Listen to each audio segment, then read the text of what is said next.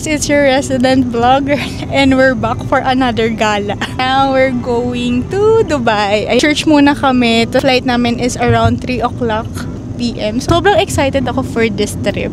Kasi ito yung first longest haul ni Mikey tsaka ni Charity. Mostly ng countries na pinupuntahan namin, yung mga nearby lang sa Philippines. Ayan, Japan, Korea, pinakamalayo nilang napuntahan. Pero this time, we're going to Dubai. So, sobrang excited ako for this trip.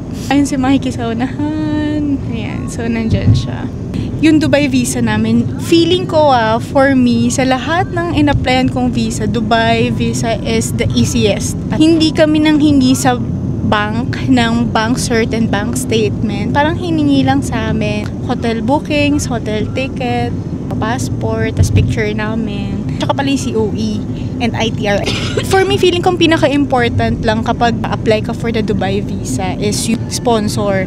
Kung wala kayong kakilalang sponsor dun sa Dubai, yung kamag-anak, wala kayong friends na pwedeng mag-asikaso, pwede naman sa airline, like Emirates, ganyan. Pero selected airlines lang yung nag-accept na sponsor sila. Kami, ang ginawa namin na sponsor is travel agency.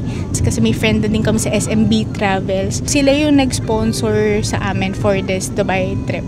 Excited na ako. Nandito na kami sa may Naiya. So, share ko na lang yung mga kaganapan namin nila Mikey. I-vlog ko to. Kasi first time ko sa Middle East. Ito yung parang pinaka nilulook forward ko. Kasi yung Europe, hindi ko pa ina-expect na makakapunta ako. Mas mauna pa yung Europe. Kasi feeling ko challenging siya. Pero madali lang naman daw yung Dubai. Tapos, diverse daw kasi yung culture. So, hindi kami mahihirapan. Ayun lang guys. So, nandito na kami. Papakita ko na lang sa inyo yung mga ganaps namin later. Hindi pa naman kami late. Maaga kami this time. So, see you guys! Hi! Paano to? I'm speechless. Just hindi. Hi guys. So, super smooth ng aming kaganapan dito sa airport. Antay kami for almost 2 hours. Pero malapit na yung boarding namin going to Dubai. Excited na ako guys. As in, excited na ako. Let's see. Kaya lang yung weather daw ngayon sa Dubai. Ano daw? Mga 31 degrees. Ang init. Mainit siya ngayon. Backlight tayo ngayon. Ano ba yung mga prepare namin? Wala naman. Hindi. Ang pinaka main event of this trip is yung skydive nilang dalawa. Hindi ako magsa-skydive guys kasi sobrang mahal ko yung buhay ko. Gusto ko makauwi sa Pilipinas ng, buhay. Hindi nga ako nag-paragliding sa Switzerland kasi ayoko mag-alala sila mami. Ngayon guys, ipa-vlog ko na lang sila na magsa-skydive. Pero ako hindi ko talaga siya i-risk. Marami pa akong gustong puntahan. So, ayun guys. Ano lang kami dito? 1 week lang. Tapos may bibisitahin kaming friend ni Mikey, si Jel. Shoutout kay Jel. Tapos kung may time pa, kikitain ko din yung mga Adamson friends ko. Siyang shoutout na. Pero surprise, wala pa akong chinachat ngayon na on the way na ako. Chat ko na lang sila pag nandun na.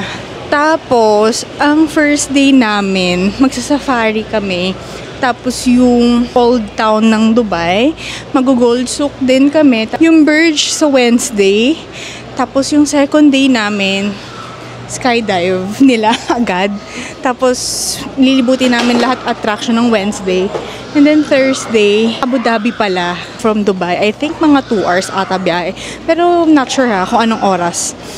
So mag-Abu Dhabi din kami guys. Ayun yung mga gagawin namin sa UAE. Ano pa ba? Tapos mag-Jebel Jais kami. Ayun yung mga gagawin namin. Yung Jebel Jais, hindi ko siya na-search. Pero dahil meron kaming friend sa UAE, itutur daw kami ni Jel. Ngayon, bibili muna kami ng chat time. Lunch na din kami dito kasi galing kaming church. Diretso kami dito sa airport. Inform ko na lang kayo guys kung ano yung mga gagawin namin. So, see you guys later. We're finally boarding, going to Dubai. I'm so excited. Kamusta naman sis? And guys, so I'll update you later guys kapag nakalapag na kami sa DXB. I'm looking forward to this to this trip. Kaming tatlo lang. Nakamask tayo. Anong oras na? Time check 3 o'clock. Hindi pa kami nalipad. Pero medyo madami. Puno ata tong flight na to. 10 hours yung biyahe. Update ka na lang kayo later. Bye bye!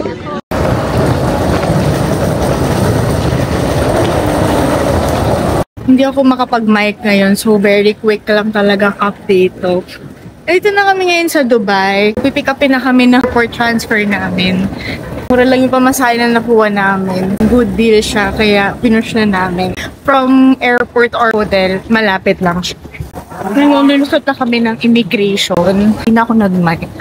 Kasi, kukunin ko pa siya sa loob ng mamadali.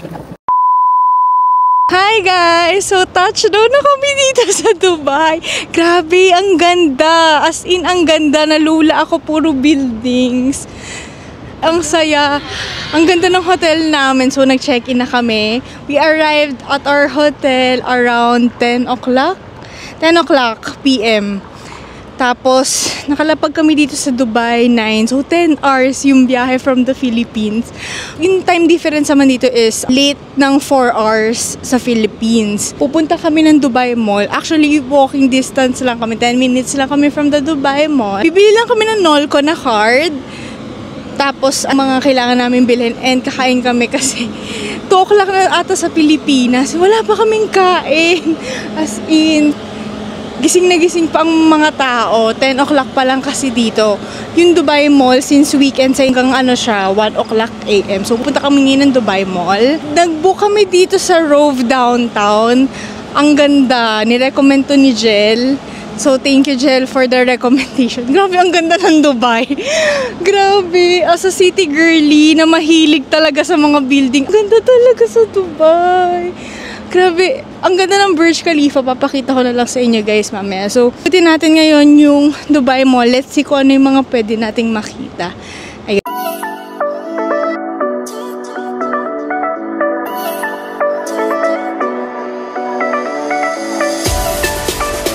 Ang kakainan na lang namin muna is McDo kasi wala nang bukas masyado na store.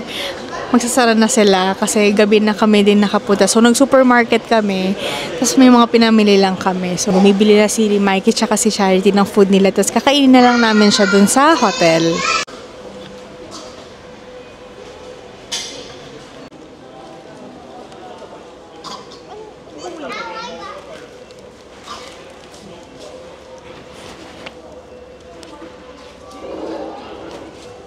Pabalik na kami ng hotel namin. Ang init! Yung weather dito medyo humid. Ramdam ko yung init, tas yung singaw niya ang init. Pero ang ganda dito sa Dubai. Grabe, best city to sa akin.